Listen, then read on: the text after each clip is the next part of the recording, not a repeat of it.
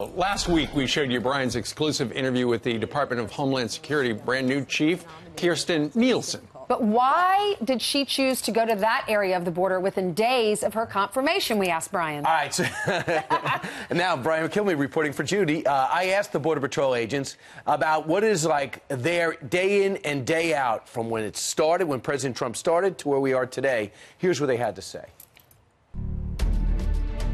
Yeah, 400 a day here across the southwest border.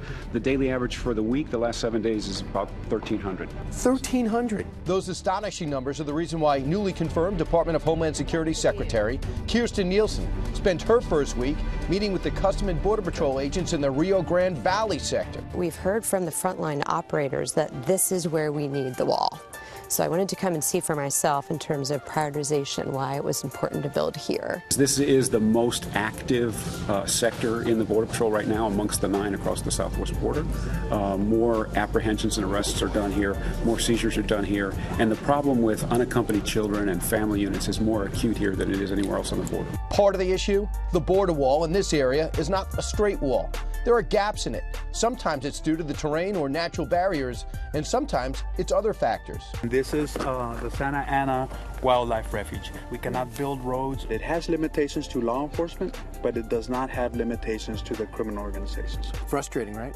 Very frustrating. We tend to have the discussion about the wall with respect to illegal immigration problem, but you can't forget it's criminals, it's traffickers, it's smugglers, it's special interest aliens, potentially terrorists. It's all the same pathways.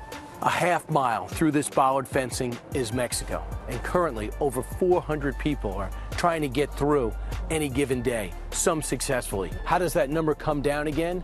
Congress has to act. They watch what's happening in Congress. They watch what's happening as part of our national conversation. They're watching everything we do and learning from it, finding out how to exploit it. The numbers don't lie. Chief, let's take a look at this.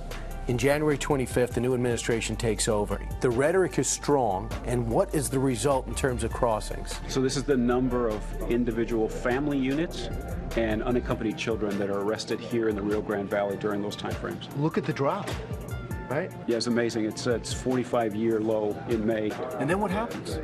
So the calculation starts to change. Since May, these loopholes that exist in current law are now being re-exploited. And the numbers go up again.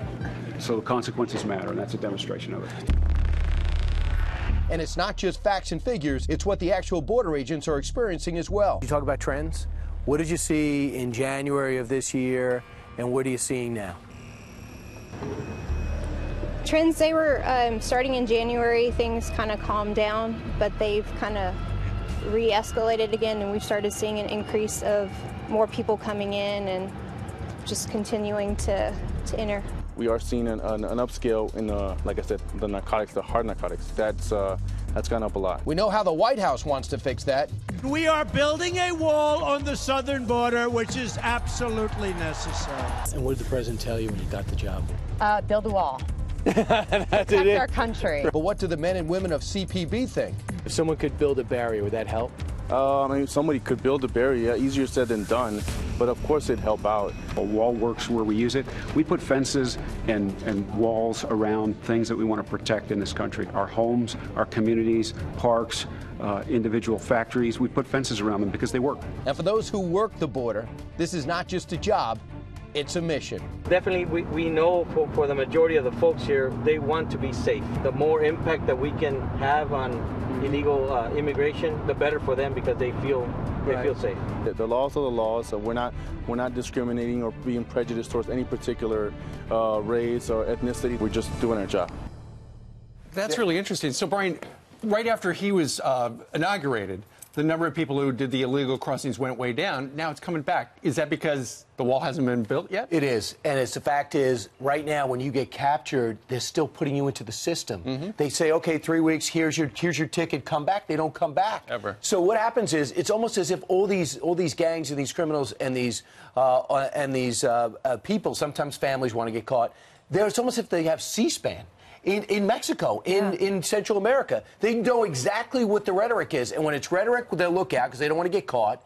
But when you tell people there's going to be no ramifications if you're caught here, let alone if you can get here, then they don't worry about it. They're going to come in, they're going to be all the illegals. So you have to get more courts, you have to have bigger detainment centers, and you got to let them know you're going right back immediately. And most of them are not Mexicans. It goes central and south. Mexico is not the issue. They go through Mexico, but it's not Mexicans. So what surprised you the most? The biggest surprise is the way that they don't want to get caught. If you tell them, if you turn off the magnet, people won't take the risk. The jobs. They don't take the jobs. And if they do get caught, if they know they're going back, they're not going to be able to execute. They're not going to be able to say, I'm going to get this family over here safely. I'm not going to be able to get these drugs over here safely. Also, fentanyl. If you want to stop fentanyl, it's a synthetic drug that's killing our country and destroying our youth. You got to stop it at the border. That's real. How and if you think this is President Trump or President Obama, it's not. You got to go talk to the border agents.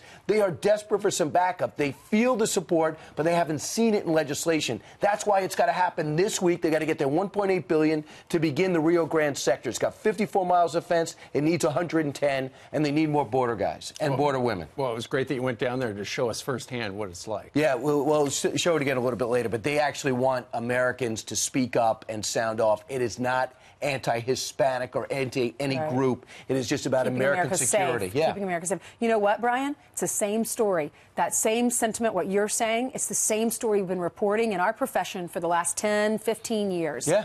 And nothing's being done. Something has to change. Right. There has to be a will, because at one point we all agreed they needed more border security. Suddenly now we don't all agree on that.